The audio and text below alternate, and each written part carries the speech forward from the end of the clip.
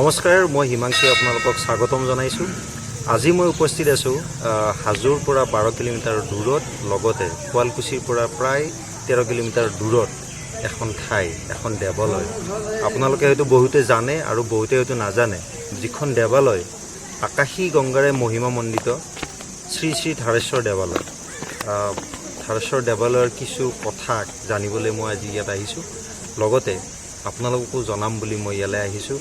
এই মন্দিৰটোৰ বিশেষত্ব মই নিজে আপোনালোকক জনোৱাতকৈ এখন কিতাপ, আকাশী গংগাৰে মহিমামণ্ডিত শ্ৰী শ্ৰী থাৰেশ্বৰ দেৱালয়, এইখন মন্দিৰ সমিতিৰ দ্বাৰা এখন কিতাপ উলিয়াইছে। এইখন চালে আপোনালোকেও সকলোবোৰ বুজি পাব। অসমৰ ইতিহাসত লিপিবদ্ধ হোৱা বিভিন্ন অনুষ্ঠান, বিভিন্ন মন্দিৰ দেৱালয় আমি বহুতে নাজানো আৰু বহুতো এনেকৈ হেৰাই থাকে প্ৰচাৰৰ অভাৱত। মোৰ সামান্য চেষ্টাৰে যিখিনি পাৰিছোঁ আপোনালোকক দেখাবলৈ, আৰু সেই হেতুকে মই মন্দিৰটোৰ ভিতৰ চৰালৈ যাব বিচাৰিছোঁ। আহক আপোনালোকে এই মন্দিৰটোৰ যিখিনি কথা জানিব বিচাৰে সেই কথাখিনি যাতে আজি এই ভিডিঅ'টোত প্ৰকাশ কৰিব পাৰোঁ, তাৰ কাৰণে আশা কৰিছোঁ। আহক মোৰ লগত।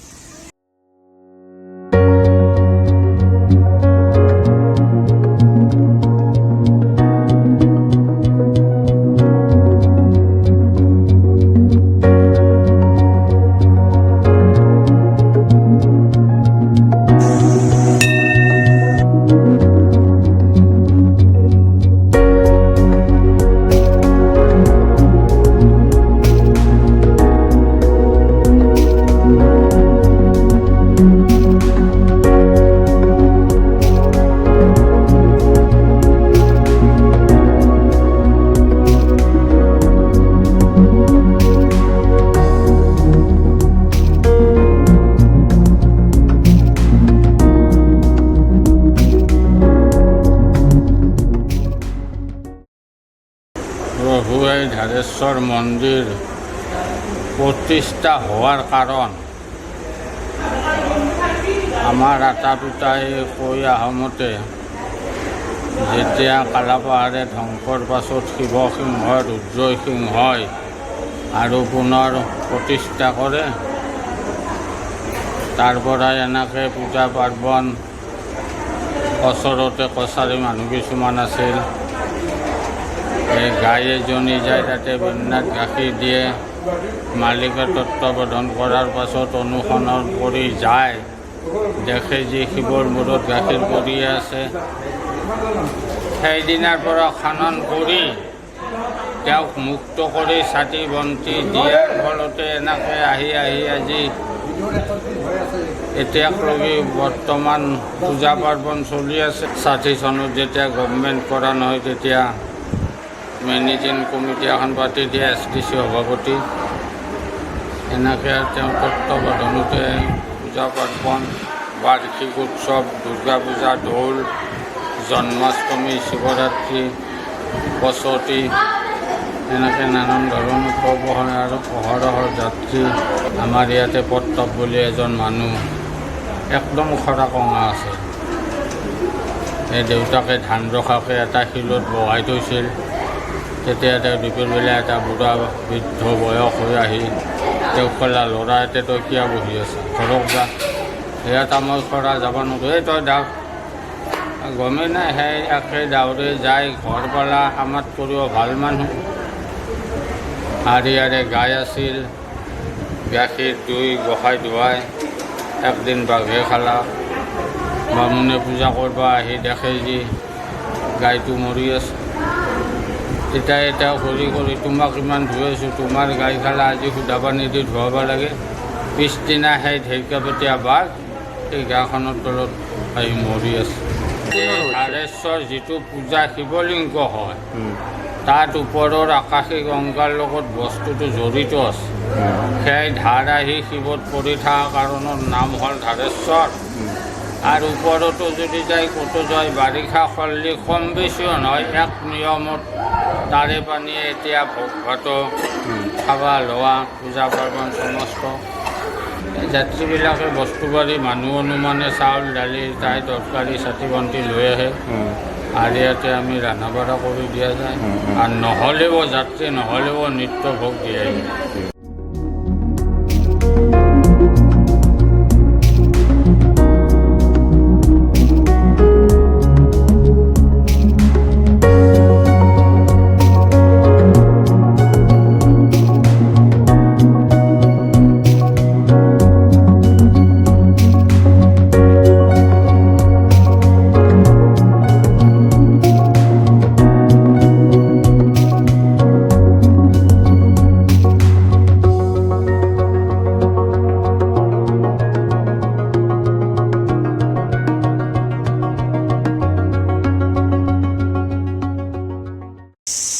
আপোনালোকে মুখ্য পুৰোহিতৰ মুখৰ পৰাই এই মন্দিৰটোৰ সবিশেষ গম পালে, ইতিহাস গম পালে। সেই আকাশী গংগালৈ আমি এতিয়া গৈ আছোঁ আৰু ইমানখিনি আহিলৈ চিৰি বগাই। মানে চিৰি প্ৰথম অৱস্থাত কিছুমান বনোৱা চিৰি আছে, কিন্তু এইখিনি বাকীখিনি গোটেই শিলত চিৰিখিনি আছে। চ' অকণমান কষ্ট হয়, তথাপি আমি ওপৰলৈ গৈ আছোঁ কাৰণ এইটো এটা বহুত ঐতিহাসিক এটা স্থান হয়। আৰু ইয়াৰে যিখিনি তাৎপৰ্য আছে এই তাৎপৰ্যখিনি জানিবলৈ আমি এতিয়া ওপৰলৈ গৈ আছোঁ। মোৰ লগত আপোনালোকে আহি থাকক।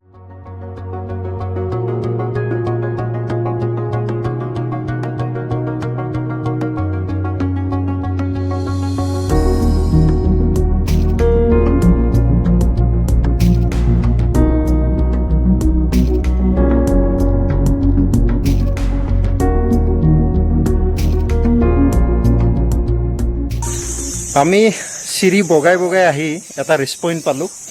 এইটো ৰেষ্ট পইণ্ট মানে চাওক, দুখন বেঞ্চ আছে, ইয়াত বহি কিমান ভাল লাগিব। ইয়াতে পৰিৱেশটো চাই লওক। আৰু এইফালে আছে আপোনাৰ সুবিশাল ব্ৰহ্মপুত্ৰ।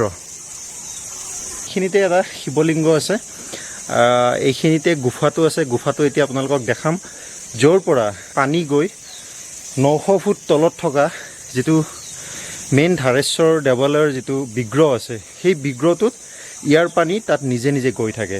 সেয়া বাৰিষাই হওক বা খৰালিয়ে হওক, কেতিয়াও কোনো ধৰণৰ ইয়াৰ পৰা কেতিয়াও তাত পানী নকমে। ইয়াত যদি গাখীৰো ঢালি দিয়ে তেনেহ'লে 900 ফুট তলত থকা ধাৰেশ্বৰ দেৱালয়ৰ যিটো বিগ্ৰহ আছে, সেই বিগ্ৰহটোত সেই গাখীৰ টোপাল গৈ তাত পৰে। এয়া আমাৰ অসমৰ ইতিহাস, এয়াই আমাৰ অসমৰ পৰিচয়। হয়তো বহুত প্ৰচাৰ হ'বলগীয়া এতিয়াও আছে, সেইখিনি আমাৰে দায়িত্ব, আমি প্ৰচাৰ কৰি যাব লাগিব। এতিয়া আহিছোঁ গুফাটোৰ ভিতৰলৈকে, য'ত পৰা পানী গৈ পেলাই তাত বিগ্ৰহটোত পৰে আৰু যাক কোৱা হয় আকাশী গংগা।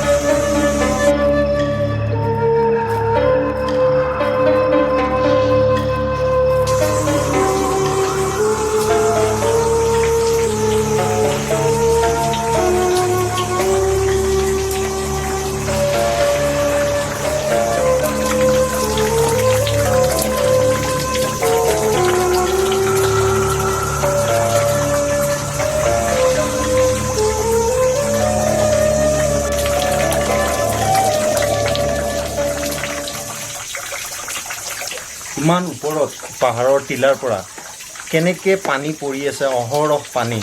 ইয়াত বৰষুণ নাই, ইয়াত একো নাই। আপুনি ভাবিব নোৱাৰে যে পাহাৰৰ ওপৰত ইমান পানী কেনেকৈ আছে। ইয়াত প্ৰতিটো দিনেই, প্ৰতিটো ছেকেণ্ডতে ইয়াৰ পৰা পানী গৈ থাকে। প্ৰতিটো টোপাল পানী গৈ তলৰ যিটো ধাৰেশ্বৰ দেৱালয়ৰ যিটো বিগ্ৰহ আছে, সেই বিগ্ৰহটোত এই পানী অনবৰতে তাত গৈ থাকে। আৰু এইখিনি ঠাইতে বিশ্বাস আছে, যদি আপুনি ইয়াত গাখীৰ ঢালে, এই গাখীৰখিনি গৈ 900 ফুট তলত থকা বিগ্ৰহটোত ওপৰত গৈ পৰে। এয়াই হৈছে ৰহস্য, এয়াই হৈছে অসমৰ গৌৰৱ, অসমৰ ইতিহাস। গতিকে অন্য এটা ভিডিঅ' লৈ মই আকৌ আপোনালোকৰ ওচৰলৈ আহিম। এনেকুৱা ইতিহাস বিচাৰি যিকোনো ঠাইলৈ মই যাম আৰু আপোনালোকৰ আশীৰ্বাদ বিচাৰি আজিলৈ বিদায় লৈছোঁ।